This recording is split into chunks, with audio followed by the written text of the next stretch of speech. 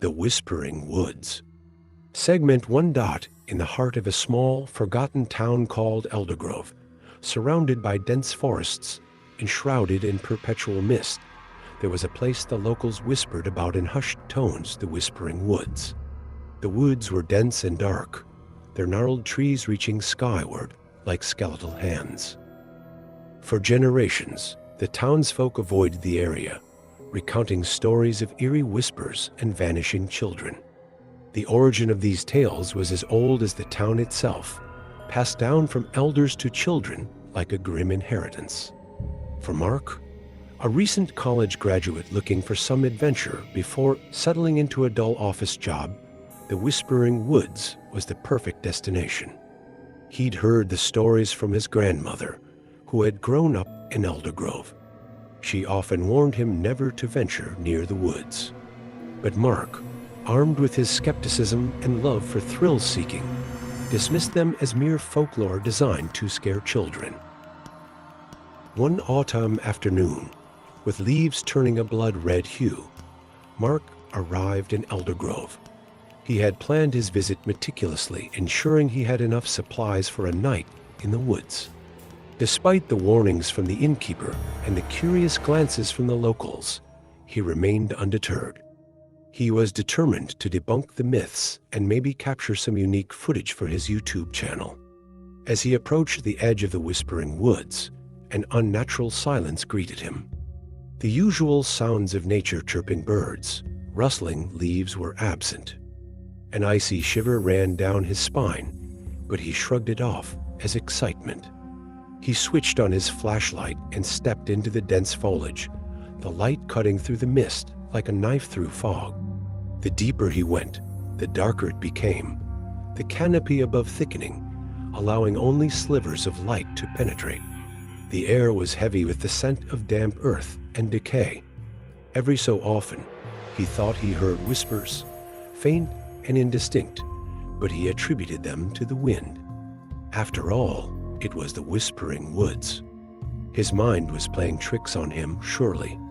Segment 2. After an hour of walking, Mark found a small clearing where he decided to set up camp. He pitched his tent and gathered some wood for a fire. As the flames flickered to life, casting dancing shadows on the surrounding trees, he felt a strange sense of accomplishment. He was in the heart of the Whispering Woods, and nothing had happened. Mark spun around, his flashlight beam slicing through the darkness. There was no one there. His heart pounded in his chest, and for the first time, a flicker of doubt crossed his mind. Had he underestimated the legends? He tried to laugh it off, but the sound came out hollow and forced. Suddenly, the fire flickered wildly, casting eerie shadows. The temperature dropped sharply, and Mark felt a chill that seemed to seep into his bones.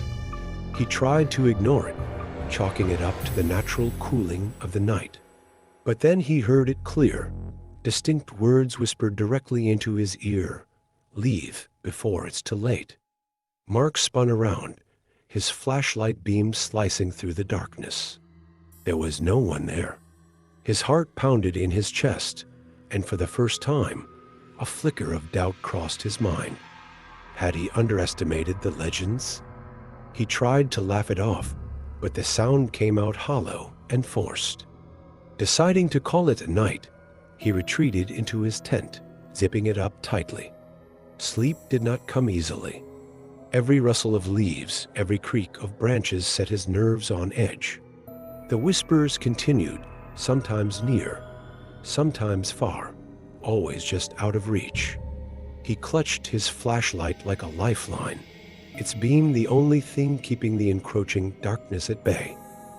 In the early hours of the morning, Mark finally drifted off into a fitful sleep, the whispers mingling with his dreams, turning them into a tapestry of fragmented, unsettling images. He dreamed of children with hollow eyes, of shadowy figures lurking just beyond the trees, and of an ancient, malevolent presence watching him with insidious intent. Segment 3. When Mark awoke, the first light of dawn was filtering through the trees, casting a pale, ghostly glow over the clearing. He felt a profound sense of relief at having made it through the night unscathed. The whispers had stopped, and the forest seemed almost peaceful in the early morning light. Determined to prove there was nothing to fear, Mark decided to explore deeper into the woods. Packing up his gear, he set off, his camera capturing every step. The deeper he ventured, the more oppressive the atmosphere became. The trees grew denser, their twisted branches intertwining overhead, blocking out the sunlight. After several hours of hiking, Mark stumbled upon something that made him pause: a circle of stones, ancient and weathered, covered in strange, indecipherable runes. In the center of the circle was a large, flat stone, stained dark with what looked like old blood. The air around the stones felt charged with a palpable, malevolent energy. Intrigued, Mark began filming the stones, commenting on their ominous appearance and speculating about their purpose. As he spoke, the whispers returned, louder and more insistent than before. They seemed to emanate from the stones themselves, filling the air with a cacophony of ghostly voices. Blood for blood, the price must be paid. Mark's heart raced as the words sank in. He felt a sudden, overwhelming urge to leave, but his curiosity kept him rooted to the spot. He reached out to touch one of the stones, hoping to feel something, anything, that might explain their presence. As his fingers brushed the cold, rough surface, a shock of electricity surged through him, knocking him to the ground. The whispers turned into a deafening roar, and Mark felt as if he were being pulled into the earth itself. He scrambled to his feet, heart pounding, and fled back the way he had come, not stopping until he reached his camp. Breathless and shaken, Mark collapsed by the smoldering remains of his fire. The whispers had stopped, but the oppressive feeling lingered. He reviewed the footage on his camera, but to his dismay, the recording was filled with static and garbled audio, the images distorted and unrecognizable. Segment 4. Determined not to let fear get the better of him, Mark decided to stay one more night.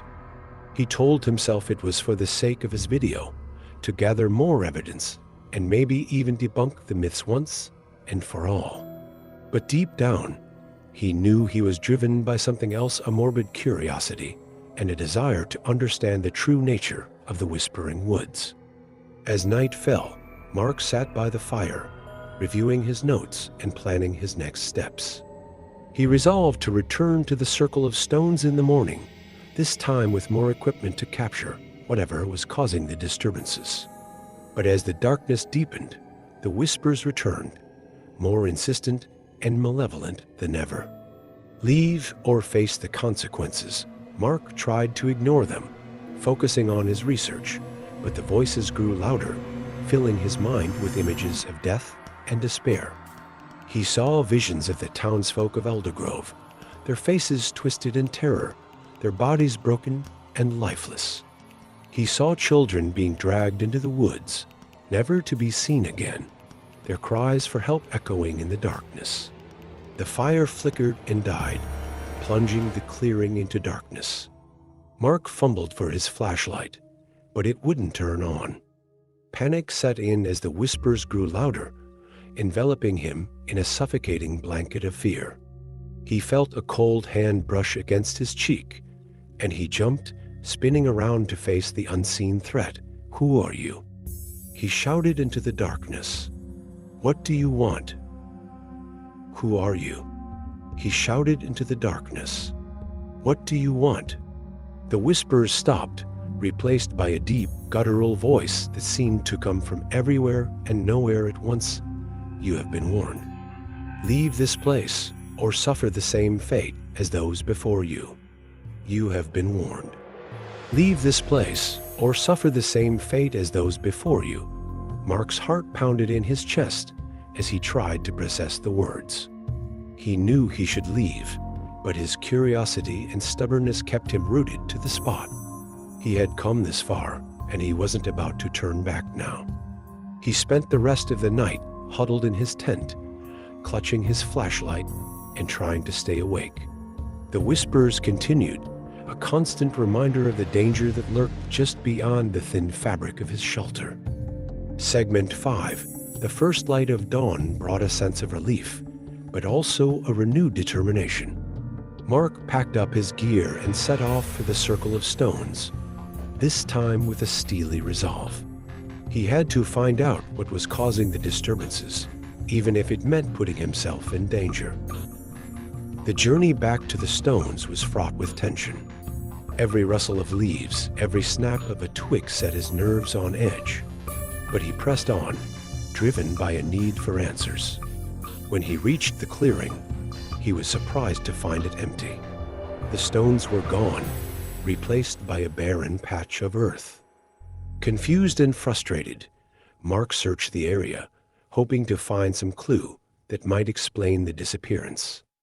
As he knelt to examine the ground, he felt a sharp pain in his chest. He looked down to see a dark, spreading stain on his shirt, blood for blood. The words echoed in his mind as he fell to the ground, the life draining from his body.